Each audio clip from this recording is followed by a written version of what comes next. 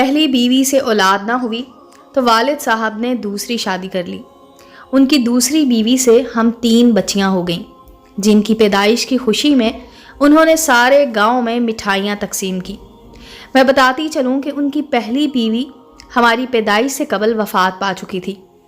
ان دنوں میرے والد کے مالی حالات بہت اچھے تھے اور بقول شخص ہم منہ میں سونے کا چمچہ لے کر پیدا ہوئی تھی۔ لیکن وہ جو کہتے ہیں نا کہ جو سونے چاندی میں تولے جاتے ہیں وہی گلیوں میں کبھی کبھی دھکے بھی کھاتے ہیں، کچھ ایسا ہی ہمارے ساتھ بھی ہوا۔ ہمارے ایک ہی ماموں تھے، ان کے بڑے بیٹے کو اولاد نرینہ نہ ہونے کی وجہ سے میرے والدین نے پالا تھا۔ بعد میں میری بڑی بہن کی شادی اسی ماموں کے بیٹے کے ساتھ ہو گئی۔ میرے ماموں کے 2 بیٹے اور 1 بیٹی تھی۔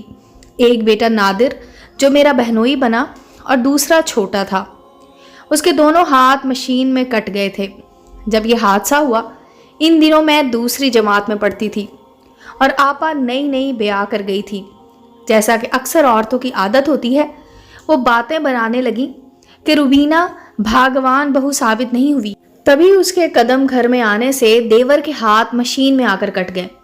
ہماری مومانی بھی ایک وہمی عورت تھی، ان کے دل کو لوگوں کی یہ باتیں ٹھیس پہنچاتی۔ بیوی کو آزردہ دیکھ کر ماموں کا دل بہو سے برا رہنے لگا۔ وہ اپنی بیٹی سے پیار بھرا سلوک کرتے، جبکہ بہو یعنی میری آپا کو نظر انداز کرتے تھے، ہر بات پر روکتے ٹوکتے۔ آپا کی شادی کے کچھ عرصے بعد پہلی بار ابو بیٹی سے ملنے ماموں کے گھر گئے۔ وہاں بیٹی کا جو حال دیکھا تو فوراً گھر واپس آ گئے اور میری امی کو کراچی روانہ کر دیا کہ جا کر ذرا اپنی روبینہ کا حشر تو دیکھو، جس کی پیدائش پر میں نے 10 بکرے ذبح کیے تھے اور سارے گاؤں والوں کی دعوت کی تھی۔ واپسی میں میری بچی کو ساتھ لے آنا، ورنہ خود بھی اپنے بھائی کے گھر رہ جانا۔ امی نے جب ماموں سے جا کر شکوہ کیا کہ تم نے میری بیٹی کو بہو بنا کر جانوروں والا سلوک کیا ہے تو کیا اپنے ایسا سلوک کرتے ہیں؟ تب ماموں نے ہماری آپا میں 100 عیب نکال دیے کہ ہمارا قصور نہیں، سارا قصور تمہاری لڑکی کا ہے، یہ پھوہڑ، بدسلیقہ اور بے وقوف ہے۔ اس طرح امی اپنے بھائی سے ناراض ہو کر آپا کو ساتھ لے آئیں۔ والد نے جب دیکھا تو ان کو غش آ گیا اور چارپائی پر گر گئے۔ 1 سال بیمار رہے۔ کہتے تھے یہ میری پہلی اولاد ہے جو شادی کے 12 سال بعد میرے گھر میں لکشمی بن کر آئی تھی۔ سگے ماموں مومانی نے نفرت انگیز سلوک کر کے اس کو نیم پاگل کر دیا ہے۔ میں بیٹی کا دکھ نہ سہ سکوں گا۔ واقعی انہوں نے ٹھیک کہا تھا۔ وہ ایسے چارپائی سے لگے کہ بیماری میں ہم کو چھوڑ کر اس دنیا سے چلے گئے۔ وفات سے پہلے اپنا روپیہ پیسہ، باغ اور مکان سب کچھ امی اور ہم تینوں بچیوں کے نام کر گئے کہ بعد میں کوئی تکلیف نہ ہو۔ ان دنوں میں 8ویں جماعت میں پڑھ رہی تھی۔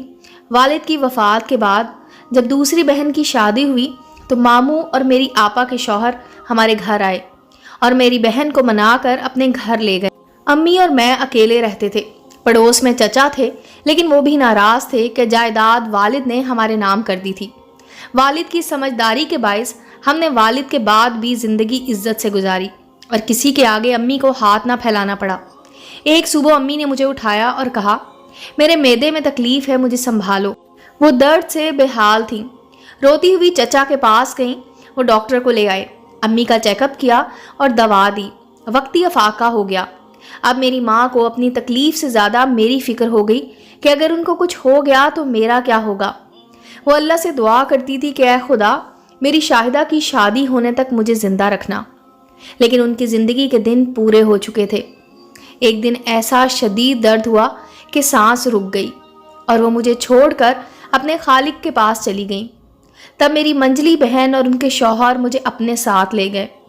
کچھ عرصے بعد میرا ایک رشتہ آیا۔ یہ کافی امیر لوگ تھے۔ تقدیر نے ساتھ دیا اور میں اپنے گھر کی ہو گئی۔ محلے والے واہ واہ کرتے کہ شاہدہ بہت قسمت والی نکلی، ایسے امیر گھر کی بہو بنی ہے، اب زندگی بھر عیش کرے گی۔ میرے شوہر بہت اچھے اور سادہ سے انسان، وہ 26 اور میں 18 برس کی تھی۔ مجھے احساس تھا کہ میرا میکا نہیں ہے، کیونکہ میکا ماں باپ سے ہوتا ہے، جب ماں باپ نہیں تو میکا بھی نہیں۔ لہٰذا میں نے تہیہ کر لیا کہ سسرال والوں کی خدمت کروں گی، ساس سسر کو ہی ماں باپ سمجھوں گی۔ اب یہی میرا ٹھکانہ ہے۔ 5 तेवर, 1 जेठ और 3 नंदे थीं। मैं दौड़ दौड़ कर सबके काम करती कि ये लोग मुझे अच्छा कहें, लेकिन इतनी खिदमत गुजारी के बावजूद उन्होंने मुझे पाँव की जूती समझा। सब बड़ों और छोटों के सामने बेइज्जत करती।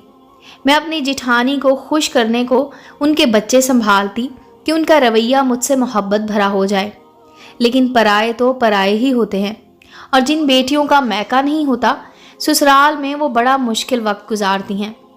मेरे शौहर साबिर और वालदैन के फर्माबरदार थे। वो उनके सामने मेरी हिमायत तो क्या उफ तक ना कहते।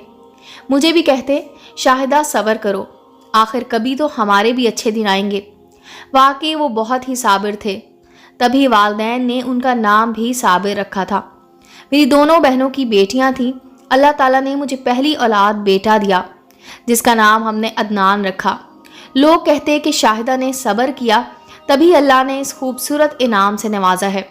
मेरी खुशनसीबी ये थी कि जीवन साथी बहुत अच्छा था।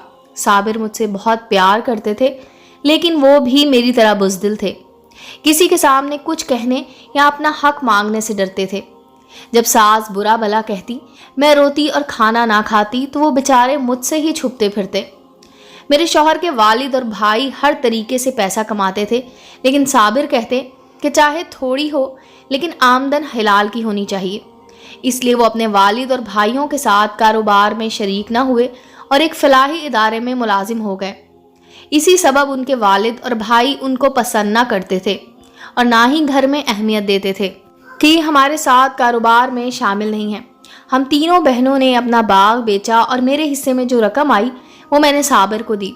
उन्होंने एक दुकान खरीदी और बेटे के नाम से इलेक्ट्रॉनिक्स का कारोबार शुरू कर दिया। कुछ अरसे बाद बड़ी मुश्किलों से हमने एक छोटा सा मकान भी बना लिया। इस दौरान मेरी 4 बेटियां और 1 बेटा हो गया था। हम अपने नए घर में आ गए। मकान बनाने के चक्कर में दुकान से रकम निकाली थी। यूं दुकान बैठ गई और कारोबार बराए नाम रह गया। इन हालात में बड़े बहनोई और आपा ने हमारा साथ दिया और बहुत मदद की। लेकिन एक दिन अचानक मेरे बहनोई भी हार्ट फेल हो जाने की सबब इस दुनिया से चले गए। माँ बाप के बाद मुझे इन्हीं का सहारा था। वो भी ना रहे तो मेरे दिल में खौफ सा बैठ गया। हर वक्त अल्लाह ताला से दुआ करती थी कि ऐ मेरे रब, मुझे और मेरे शौहर को हमारे बच्चों के लिए ज़िंदगी की मोहलत देना कि हम दोनों मिलकर उन्हें परवान चढ़ा सकें। अजान होती तो झोली फैला कर कहती, ऐ अल्लाह, सब बच्चों के माँ बाप जिएं और हम मियाँ बीवी भी अपने बच्चों के लिए सलामत रहें। कुछ अर्सा बाद अचानक साबिर बीमार पड़ गए तो मेरा सुकून जाता रहा। 1 माह तक तो मैं सोई नहीं कि नींद से आंखें बंद कर लीं तो कहीं मेरा जीवन साथी मुझसे ना बिछड़ जाए।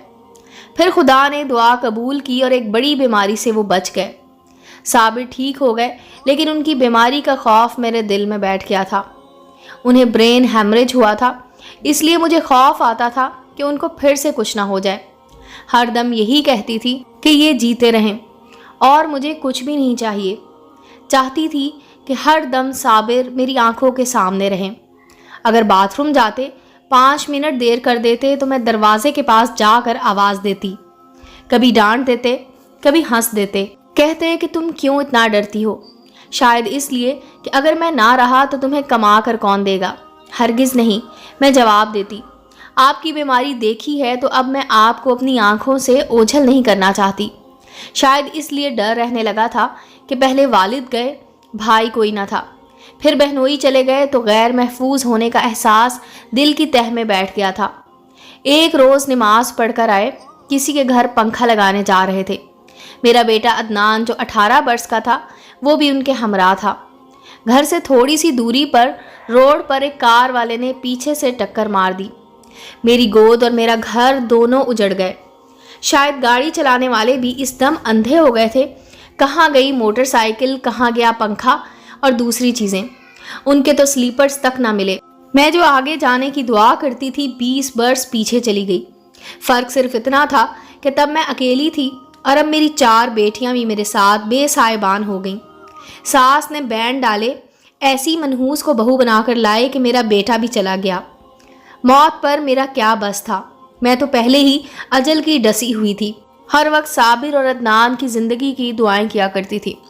शायद तकदीर ही ऐसी लाई थी, तवक्को थी सुसर साथ देंगे। लेकिन वो मरने से कबल हमारी दुकान भी मेरे छोटे देवर को सौंप गए। कार से टक्कर मारने वालों की ज़रा सी बेपरवाही ने मुझे और मेरी बेटियों को बेमौत मार दिया। मैं अब कहाँ उनको ढूंढने जाती और दामन पकड़कर फरियाद करती। हाँ, अपने रब से ज़रूर फरियाद करती थी कि ऐ मेरे रब, मैं अपनी मर्ज़ी से तो इस दुनिया में नहीं आई थी। खुशियों में अगर मेरा हिस्सा इतना ही था तो मेरे वालिद के साथ मुझे भी थाम लेते। मेरी 3 साला बेटी जब पूछती अम्मी, अब्बू और भैया कब घर वापस आएंगे, तो मेरा मर जाने को जी करता। बेटे को प्यार से गले भी न लगाती थी कि अब तो ये बड़ा हो गया है। अब हर रोज़ झूठी उम्मीदों में सांस लेती हूँ कि सुबह सोकर उठूँगी तो बेटा और शौहर दोनों दरवाजे पर खड़े होंगे और मैं अदनान को दौड़ कर गले लगा लूँगी। अल्लाह ताला से कहती हूँ, अगर गुज़रे दिन वापस आ जाएं तो मैं ये घर, अपनी हर शय तेरे नाम पर खैरात कर दूँगी। लेकिन ये एक अनहोनी है। बेशक मुझे ऐसी दुआ नहीं मांगनी चाहिए कि इससे अल्लाह पाक की नाराज़गी का डर होता है, लेकिन क्या करूं, दिल तसल्ली में नहीं रहता तो फिर खुद को तसल्ली देने के लिए ऐसी बातें सोचती रहती हूं। अब तो जी इतना डर गया है कि इस घर से ही नहीं, सबसे डर लगता है। जिस रोज़ वो पंखा लगाने घर से निकले थे तो मैं कुछ सहम सी गई थी। मुझे लगा था कि मेरा दिल, मेरा सब कुछ ही उनके साथ चला गया है। ताया चचा जो मेरी बच्चियों के वारिस हैं, वही कहते हैं ये लावारिस हैं। हर एक के हिस्से में 10-10 दुकानें आई हैं। मेरी एक दुकान ही मेरे लिए काफ़ी थी, वो भी ले ली गई। हालांकि हम जैसों को तो लोग खौफ खुदा से सहारा दे दिया करते हैं। ये अपने न जाने कैसे हैं कि हमारी तरफ आंख उठाकर देखना भी तौहीन जानते हैं। मुझ पर क़यामत गुजर गई, फिर भी मैं इस ज़ात पाक से मायूस नहीं हूँ कि जिसने पैदा किया है, हमें संभालने वाला भी वही है। कहते हैं अल्लाह के हर काम में मसलहत होती है। शायद मेरे वालिद की पहली बीवी के औलाद ना होने में भी यही मसलहत थी कि उनको बेटियों और बेटों का दुख नहीं मिलना था। उम्मीद है दोस्तों स्टोरी अच्छी लगी होगी। चैनल को लाइक और सब्सक्राइब करें और बेल आइकॉन का बटन दबाना मत भूलें ताकि हर नए आने वाली स्टोरी का नोटिफिकेशन आपको मिल सके। मिलते हैं अगली स्टोरी के साथ।